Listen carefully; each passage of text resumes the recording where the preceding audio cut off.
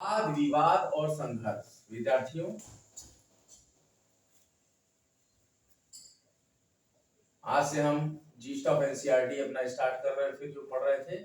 आज पेपर बहुत ही अच्छा रहा, लेकिन मुझे सूचना मिली है कि गाजीपुर की किसी विद्यालय में आरओ का पेपर आउट हो गया है। बच्चों ने नहीं दिया पेपर। काफी दुखद घटना थी, लेकिन देखिए अब क्या होता है। प्रशासन इसको संज्ञान में ले रहा है, जांच करेगा। और अब 17 मार्च को आपका यूपी पीसीएस है और हरियाणा जज के लिए मैं लाइव सेशन चला ही रहा हूँ। हमने पूरा खत्म कर दिया है विधिक चर्चा काउंसिलिया फेसबुक पेज पे। Haryana rate of control and eviction act 1973 and rules 1976, उससे कुछ एमसीक्यू में करा दूंगा। और देखिए अब यहाँ काउंसिलिया पे यूट्यूब चैनल पे देख लीजिए, जन संघर्ष और राजनीतिक व्यवस्था में वाद विवाद संघर्ष चल रहा था हमारा टॉपिक।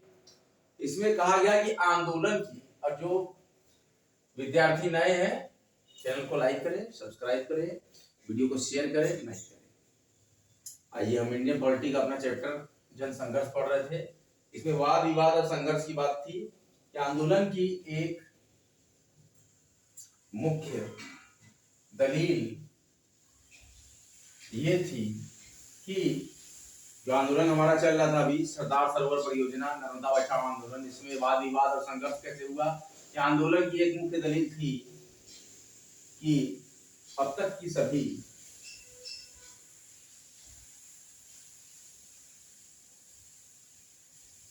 विकास परियोजनाओं पर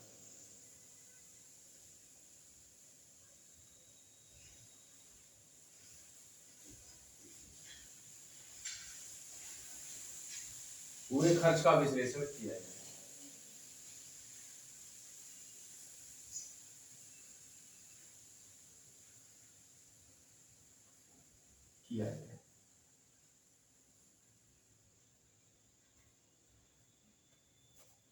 आंदोलन अनुसार, जो आंदोलन चल रहा है नर्मदा बचाओ आंदोलन, उसके अनुसार परियोजनाओं के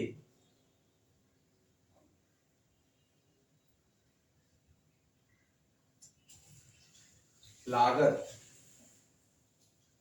विश्लेषण, मतलब उसकी जानकारी लेना, पूरा विश्लेषण करना, सिंथेसिस करना कि परियोजनाओं में क्या लागत लग रही है। विश्लेषण में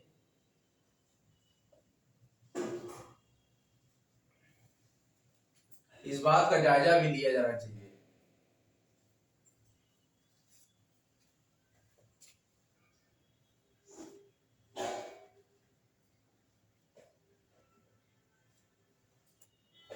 कि समाज के विभिन्न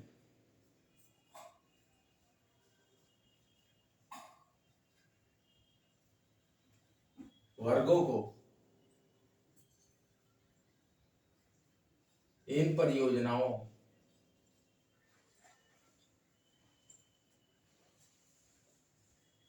का क्या खामियाजा, मतलब क्या घाटा हो रहा है, इनको क्या दिक्कत हो रही है समाज में।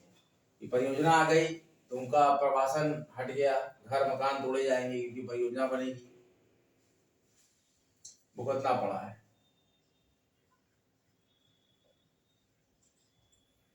नदी पर बांध बन जाएगा तो स्वच्छ पानी मिलना और पानी का बहाव नहीं मिलेगा। तो ये आंदोलन चला, नर्मदा बचाओ आंदोलन। तो आंदोलन के नेतृत्व ने इस बात की ओर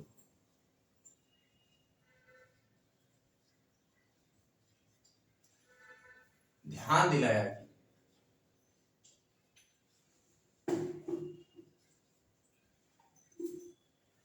कि इन परियोजनाओं का, कौन सी परियोजनाओं का विद्यार्थियों, देखिए बच्चों, परियोजना कौन सी है, ध्यान दीजिए, सरदार सरोवर परियोजना। काफी दिन हो गए लेक्चर को ड्रॉप किए, 8-10 लेक्चर हमने यूपी समीक्षा अधिकारी की दी है, लेकिन हमने उसको अलग अलग प्ले लिस्ट में डाला है। आई पॉलिटी कॉन्स्टिट्यूशन की प्ले लिस्ट में सिर्फ हमारा ये सेक्शन आ रहा है, yeast of NCERT of Indian polity and constitution. तो वो क्रमशः आपको प्ले लिस्ट वाइज आप देखा करिए लेक्चर। इन परियोजनाओं का लोगों के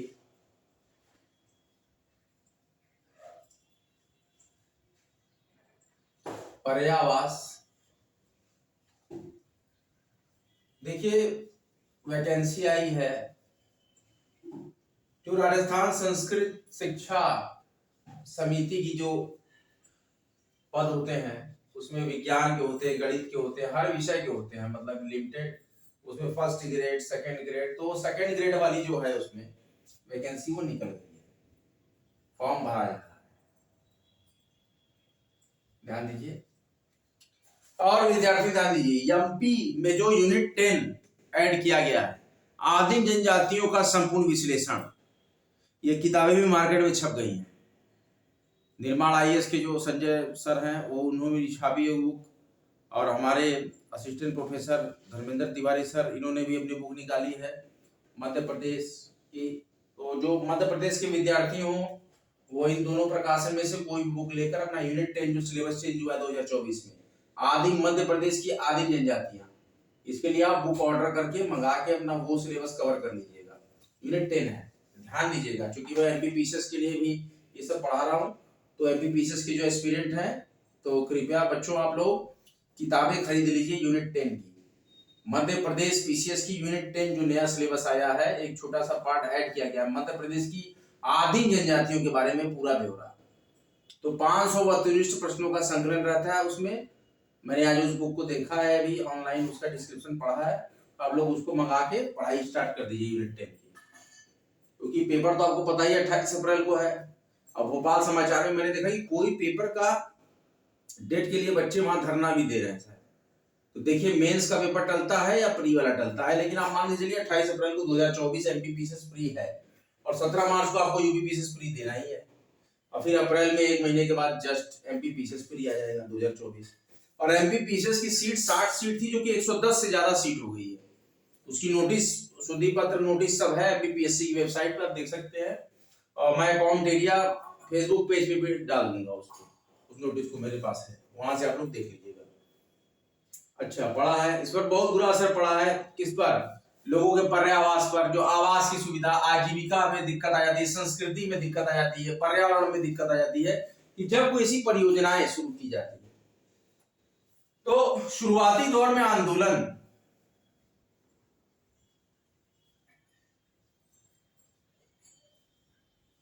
नर्मदा बचाओ आंदोलन, आंदोलन को ध्यान रखिएगा बच्चों, ने ये मांग रखी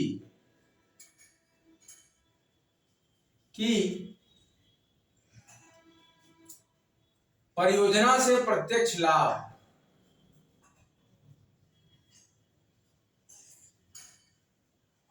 या अप्रत्यक्ष रूप से, परियोजना से प्रत्यक्ष या अप्रत्यक्ष रूप से, ध्यान दीजिए विद्यार्थियों, प्रभावित सभी लोगों का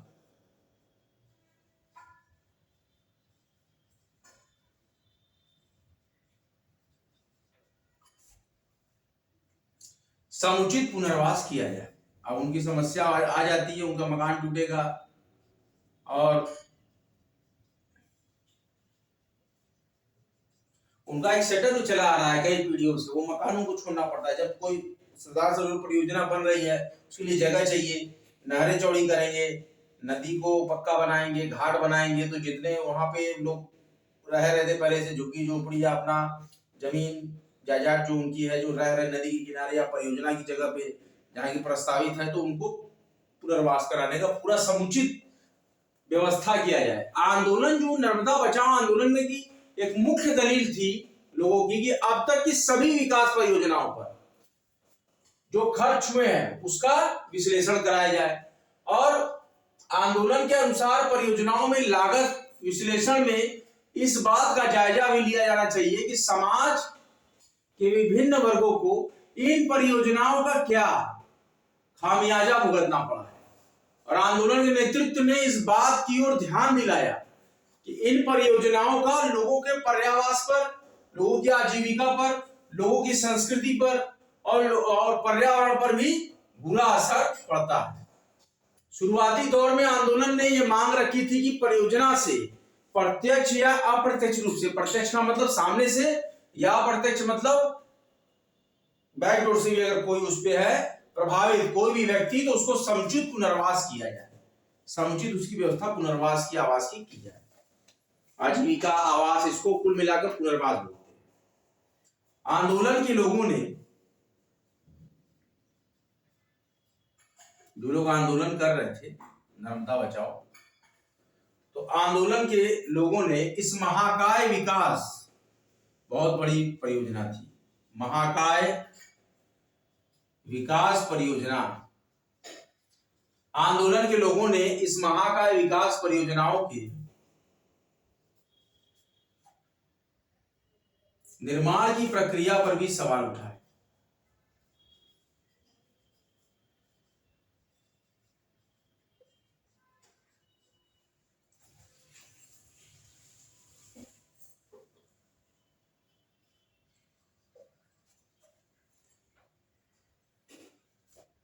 नर्मदा बचाओ आंदोलन,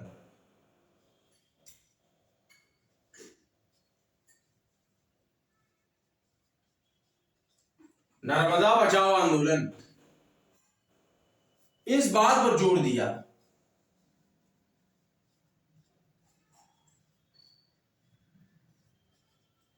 कि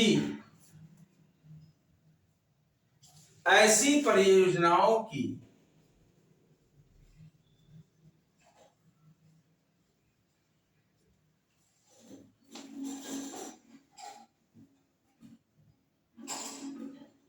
निर्णय प्रक्रिया में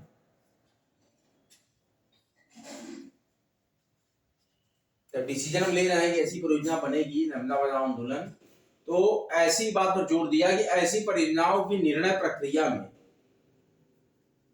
स्थानीय समुदायों की भागीदारी होनी चाहिए।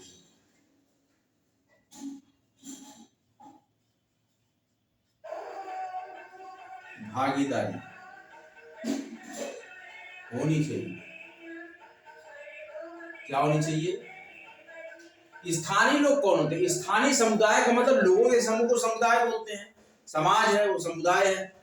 तो जो लोकल लोग हैं जिनको पुनर्वासित करने के लिए कहा जा रहा है या अधिवासित किया जा रहा है या उनका आवास लिया जा रहा है, समझे आप, और उनको पुनर्वास के लिए कहा जा रहा है कि उनकी उचित पुनर्वास की व्यवस्था की जाए, तो वही लोग स्थानीय लोग हैं जो कि उस परियोजना से प्रभावित हैं।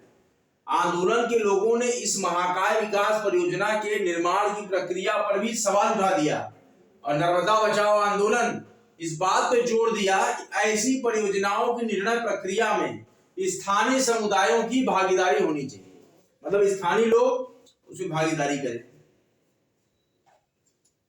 और जल जंगल जमीन व जल जंगल जमीन जैसे प्राकृतिक संसाधनों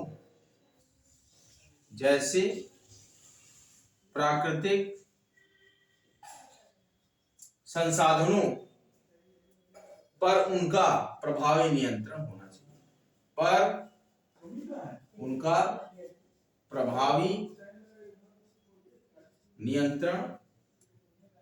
होना चाहिए। अरे बोलो मत, तेज इधर आ रहा है वीडियो में। देखिए चैप्टर 19 हम यहां पढ़ रहे हैं, जन संघर्ष और राजनीतिक व्यवस्था। इसमें हमारा जो टॉपिक है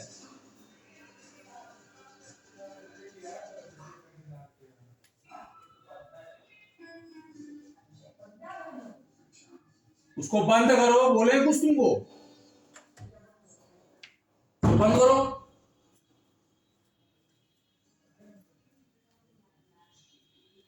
देखिए चैप्टर 19 है जन संघर्ष और राजनीतिक व्यवस्था।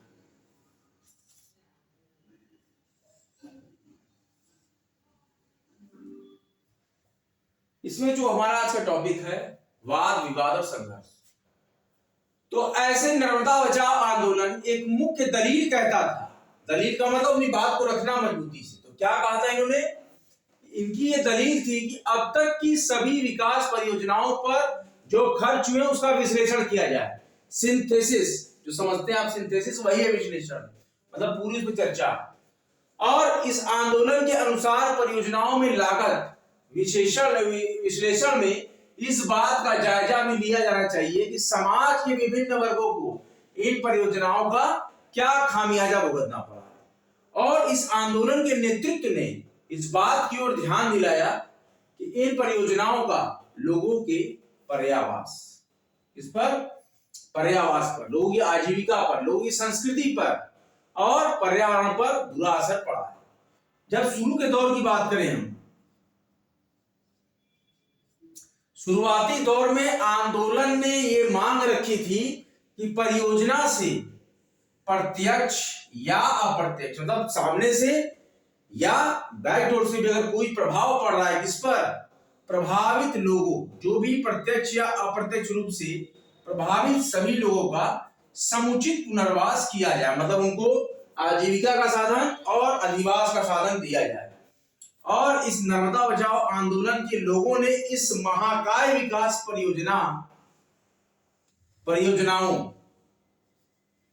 महाकाय विकास परियोजनाओं के निर्माण की प्रक्रिया, किसकी निर्माण की प्रक्रिया पर भी सवाल उठाए।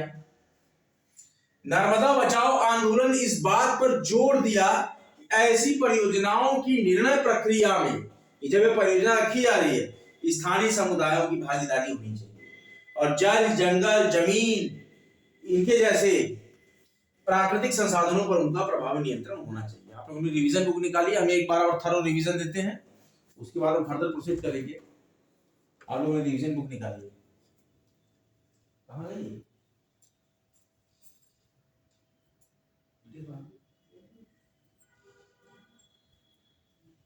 देखिए बच्चों, आज का जो लेक्चर है कॉम थेरिया चैप्टर 19 जन संघर्ष और राजनीतिक व्यवस्था। हमारा जो जन संघर्ष चल रहा है इस समय नर्मदा बचाओ आंदोलन, और इसके अंतर्गत हमने सरदार सरोवर परियोजना के बारे में पढ़ा था। क्या पढ़ा था हमने? सरदार सरोवर परियोजना। हमारा है टॉपिक आज का चैप्टर 19 जन संघर्ष और राजनीतिक व्यवस्था। वाद विवाद और संघर्ष क्या होगा कि इस नर्मदा बचाओ आंदोलन का एक मुख्य दलील था कि अब तक की सभी विकास परियोजनाओं पर खर्च का विश्लेषण किया जाए और इस आंदोलन के अनुसार परियोजनाओं में लागत विश्लेषण में इस बात का जायजा लिया जाना चाहिए कि समाज के विभिन्न वर्गों को इन परियोजनाओं का क्या खामियाजा भुगतना पड़ा है, मतलब समाज के विभिन्न वर्ग के लोगों को इस परियोजना क्या खामियाजा, मतलब क्या उनको घाटा हुआ है। और आंदोलन के नेतृत्व ने इस बात की ओर ध्यान दिलाया, किस बात की ओर, इस परियोजना का लोगों के पर्यावास पर, जहां वो रहते हैं, उनकी आजीविका पर, रोजी रोटी पर, संस्कृति पर और पर्यावरण पर बहुत ही बुरा असर पड़ा है। शुरुआती दौर में आंदोलन ने ये मांग रखी कि परियोजना से प्रत्यक्ष और अप्रत्यक्ष, किस तरीके से, सीधा या और किसी डोर से, अगर प्रभावित सभी लोगों का समुचित पुनर्वासन किया जाए, मतलब उनको रहने का, खाने का पूरा व्यवस्था, उनकी दाल रोटी की व्यवस्था और उनके रहने की पूरी व्यवस्था, तो इसको अधिवास और भोजन, तो पुनर्वास हो गया, किया जाए। और इस नर्मदा बचाओ आंदोलन के लोगों ने इस महाकाय विकास परियोजनाओं के निर्माण की प्रक्रिया पर भी सवाल उठाया कि नर्मदा बचाओ आंदोलन इस बात पर जोर देता है कि ऐसी परियोजनाओं की निर्णय प्रक्रिया में वहां के लोकल जो कम्युनिटीज हैं उनकी भागीदारी, मतलब उनके राय विचार किया जाए और जल पर, जंगल पर, ध्यान दीजिए, और जमीन जैसे प्राकृतिक संसाधनों पर किसका प्रभावी नियंत्रण होना चाहिए, स्थानीय समुदायों पर। ध्यान दीजिए, स्थानीय समुदायों पर नियंत्रण होना चाहिए। बने रहिए, जमे रहिए आपके अपने महत्वपूर्ण एजुकेशनल चैनल पर। Study harder and achieve your goal.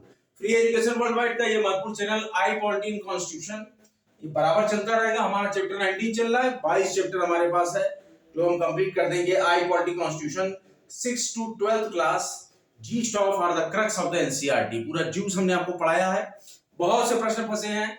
आज यूपी पीएससी आरओ के एग्जाम में भी काफी प्रश्न कॉम टेरिया एजुकेशनल चैनल से ये आई पॉलिटी कॉन्स्टिट्यूशन के डायरेक्ट हिट हुए हैं। इसमें आर्टिकल 132, आर्टिकल 136, आर्टिकल 143, इस तरीके से कई आर्टिकल्स के बारे में, और आपके बैंक के क्रम से किस समय स्थापना हुई, ये सब प्रश्न आए थे। नाबार्ड के प्रश्न आए थे और इसके बाद कूट मिलान के, कथन कारण के काफी ज्यादा प्रश्न आए थे, तो काफी हेल्प आपको मिलती है। अनुसूची 6 का सवाल आया था। तो इस तरीके से आप अगर लेक्चर्स को देखें, बराबर आपका जो एजुकेशनल लेवल है हाई होगा और आपका पकड़ मजबूत होगा इस पर। Study harder than achieve. और महत्वपूर्ण मोटो है हमारे चैनल का स्टडी सिलेक्शन तक। तो आपके साथ हमेशा कॉम्पिटेरिया उपस्थित है। विधिक चर्चा कॉम्पिटेरिया हम लॉ की और जुडिशरी की तैयारी कराते हैं फेसबुक पेज, और यहाँ पर हम यूट्यूब पे कॉम्पिटेरिया के नाम से इंडियन पॉलिटी कॉन्स्टिट्यूशन का लेक्चर चला रहे हैं। हम 17 मार्च के लिए भी अभी कटिबद्ध हैं। हम 17 मार्च की पूरी इंपॉर्टेंट क्लासेस भी आपको देंगे पीसीएस के लिए। चलिए वीडियो को लाइक कीजिए, शेयर कीजिए और चैनल को सब्सक्राइब कीजिए। अगला लेक्चर लेकर बहुत जल्द हाजिर होते हैं। जय हिंद, जय भारत। सब्सक्राइब कीजिए।